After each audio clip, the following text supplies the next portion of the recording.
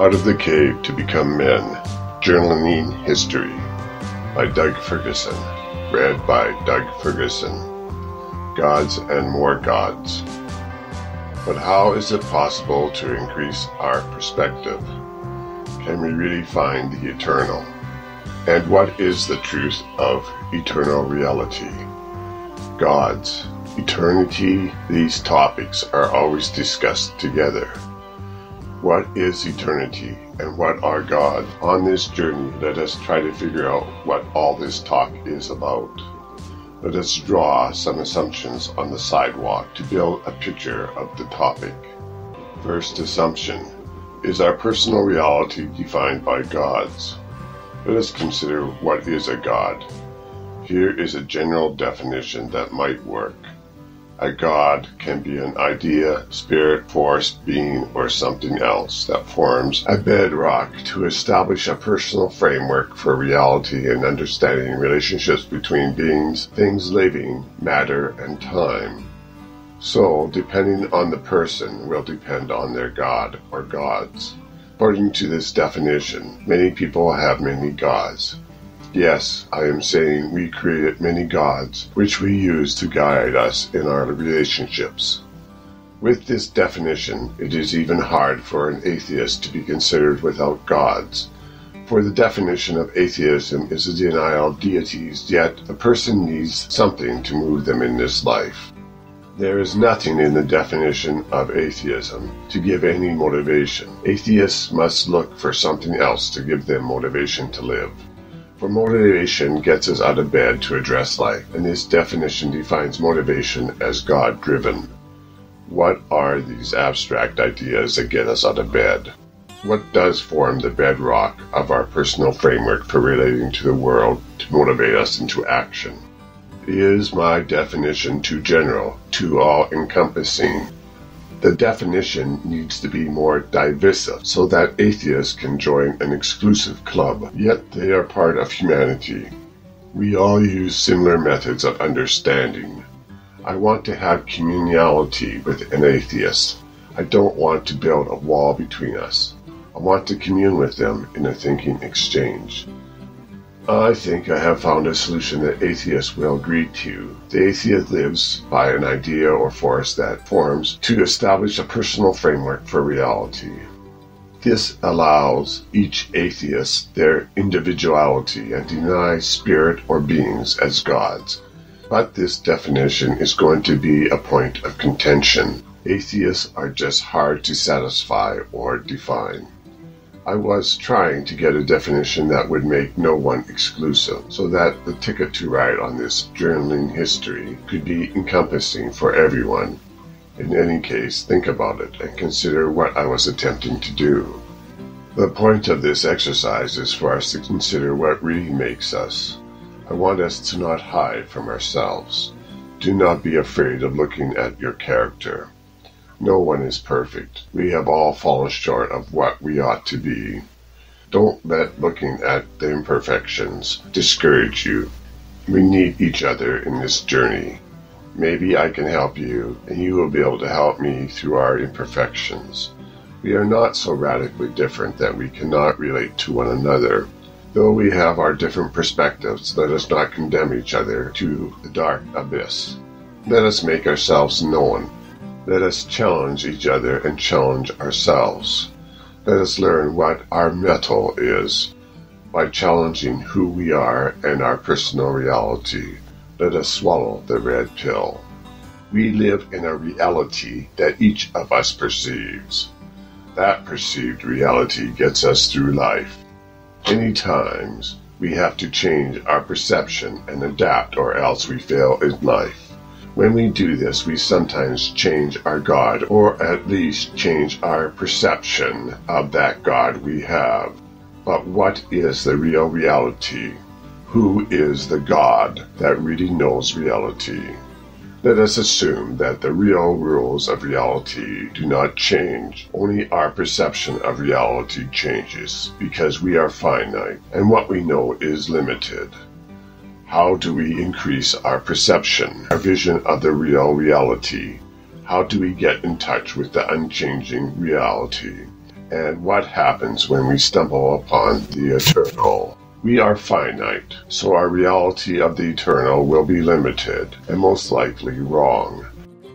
Many think we have an eternal nature, but if we do, why do we know so little of it? Some think we are in an eternal cycle of recreation of life. They say that they have memories of their past life. I find this questionable. Can they speak the foreign tongue of their history? Do they know the intimate details of the past that can be concurred? And if they are eternal, then they should know every moment of their future. Yes, I know sometimes we get the deja vu moments, but that is only at times. So I would consider that a finite experience. And not an eternal one.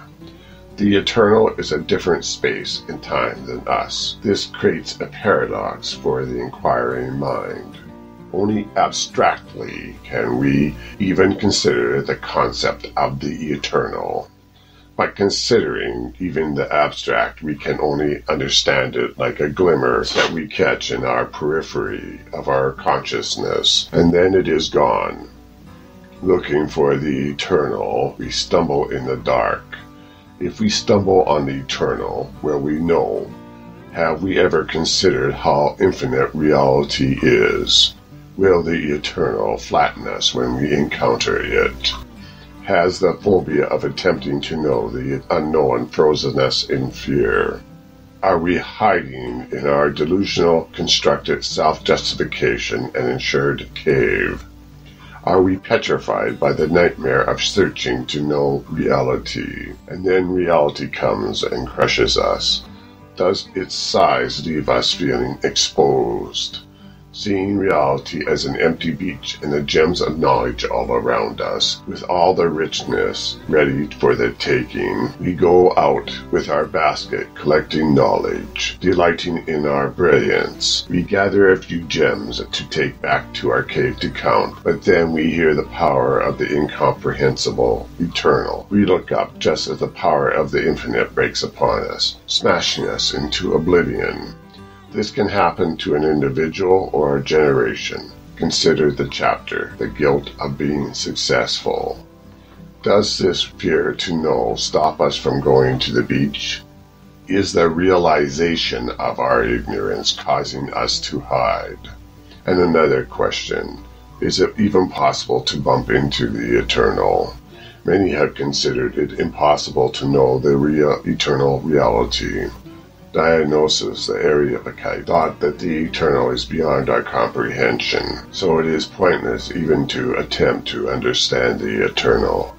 Meister Eckhart considered that the eternal is beyond our thoughts, yet he still desired to know. He concluded that if the eternal is beyond what the conscious mind can conceive, then to know the eternal, one must strive to find the state of mindless unconsciousness. But this is the state we may only find in death. So what is the living to do? Can we stop our conscious mind from continually seeing patterns and giving meaning to the universe? What is our consciousness? Is it all only an illusion? Are we in the matrix? Is what we perceive only a construct of self-delusion from the incomprehensible material around us? Maybe we should give up on the eternal and conclude that each of us is a finite universe of self-deceived delusion, and that is all there is. Maybe we are just finite particles popping in and out of existence, like those that are thought to be measured from the vacuum flux of nothing. Concluding that our experience is only an illusion, we might as well live in our personal subjective world, living in a paradox of order we conceive with our mind, but without any eternal meaning. We are mystified by our ability to understand some of the universe, though it has no eternal meaning. We hope that possibly someone from out there, maybe beings from far away, will solve the mystery. In Hitchhiker's Guide to the Galaxy, the narrative sends us on a journey to find the meaning of life from beings who are far away, yet maybe these beings are our neighbors and friends who we really don't know. Will these beings be any more informed than us, or are they just wanderers on their journey of life also? Are we being led by mice from far away in another time who have been studying and nurturing us on a path, but a path to where? Or is mankind led by some monolithic minds? What is the space odyssey we are traveling on? Surely 2001 did transform our understanding of the world. You can pick the event. Was it the movie, the towers, or something else? Are there creative beings that transcend the material? Beings that created the material? Is there an eternal one, or are there several?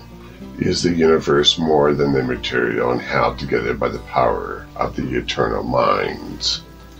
Is your head beginning to hurt? Are you laughing insanely as you consider these questions? I know I am. No, I am not laughing insanely.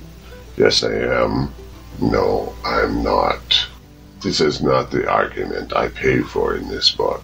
Yes, it is. No, it isn't. Sorry, started a Monty Python skit. A man goes to the Department of Arguments. But let's get back on track to what the book is about. These questions one should keep in mind as one attempts to conceive eternity and the infinite. If one thinks that they have got the eternal all figured out and packaged in a box, that they have all the answers stuffed into their finite little mind, then for sure they have failed in their quest. They have lost their objectivity and they do not know reality. Keep your mind open. I know it is scary, but the beginning of wisdom is to be aware of the fear of the eternal, to know that there is the enormous infinite out there. We need to be open to the possibilities. The eternal is so big. Can it give us anything that we can stand on? It is just so big, maybe we will sink into its sands, or be crushed by its immense enormity. Will it give us any meaning in life? Does it turn us into nothing, nothing at all? How can we find a vision of the eternal to get meaning to our life? How can we find something of purpose, to have a life worth living, a direction, a connection to something, instead of just counting time or feeling hopeless and worrying that we are set adrift in space with nothing to hold on to, nothing to give life to the lifeless life? How can we get a firmer grasp of the real reality? Though the eternal is beyond our full comprehension, we may find enough of it to give us meaning to our finite life, to help us become more eternal in our perspective. To expand our mind, we can use the many finite witnesses of the past. Certainly, this will give us a greater vision of what reality is. Clarity comes from hearing from many witnesses and distilling it into a commonality. We need to discard the inconsistencies and instead form the big picture from the common witnesses. To observe the eternal better, one needs to have many points of observations. To have more points of observation, one needs to understand and see others' worldviews of reality.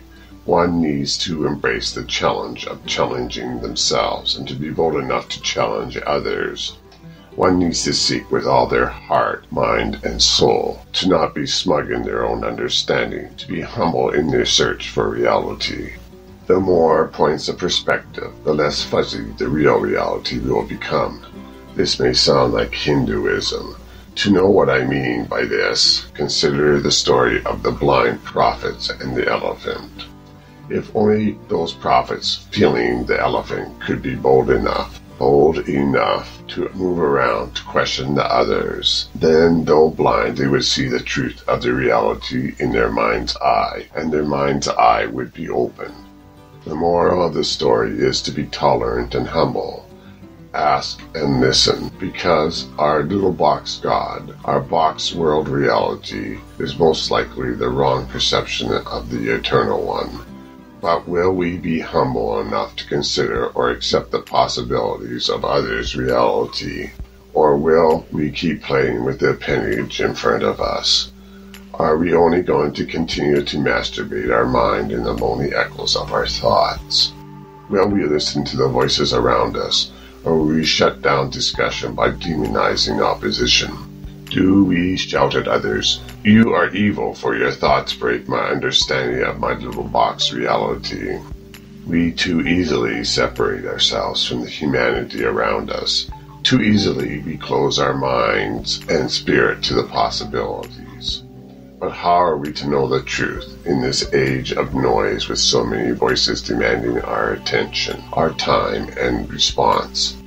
What can we use to filter out the noise and clarify our thoughts? But as we listen, we need to question, for not everyone will have something that is worthwhile. We need to filter out the garbage that distorts reality of the Eternal One. By definition, the Eternal One should be consistent, giving the same witness over time to many people. Consistency in observations is paramount. Garbage is detected as inconsistencies, distortions in logic, and observations witnessed, and this clutter needs to be discarded. Consider, what is a God? Atheists, really consider what rules your life. Do not be self-deceived. The definition of atheism does not direct your life in your journey. Atheism, by definition, does not give anything in knowing. Theists, who are your gods? Do you know them? Are they only a prison cell used to hide from reality? So who are our gods? Are we ruled by garbage gods? We need to consider who we are. Are we lost? Are we wandering in a field with growth so high that we are walking blind in our journey? When we got a glimpse of reality, was it too scary? Did we gouge out our mind's eye to alleviate our fears, so we can hide in our safe space listening to the self-assuring echoes? Have we desired to be zombies, avoiding being self-aware? Do we shout down the whispers of argument and reason? Are we phobic of reality? Are we afraid of making decisions? Does the precipice of reality freeze the rationality of our mind? In our journey we are afraid, for the eternal unknown is...